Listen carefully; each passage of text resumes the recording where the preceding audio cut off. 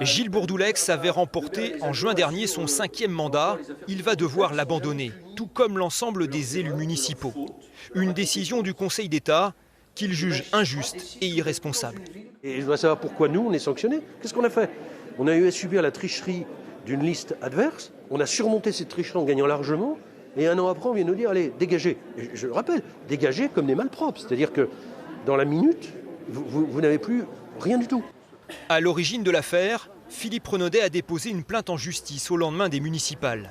Candidat centriste battu au premier tour, il s'opposait à toute fusion de listes. Or, au second tour, 2 de ses colistiers ont rejoint une adversaire sans son accord, ce que le code électoral interdit formellement.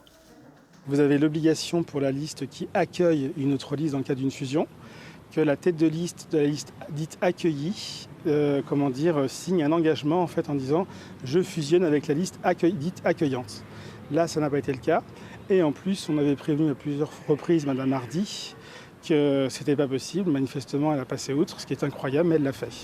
La plus haute juridiction administrative a donc déclaré inéligible pendant 1 an Anne Hardy, candidate d'Hiver Gauche, chef de file de l'opposition municipale, et ordonné le retour aux urnes pour les électeurs choletais d'ici 3 mois. C'était hors la loi. Bon, alors, faut suivre. Bon, je pense que ça va rien changer, mais bon. J'ai vu ça dans le journal, mais je ne sais pas si c'est vraiment annulé. Si? Non.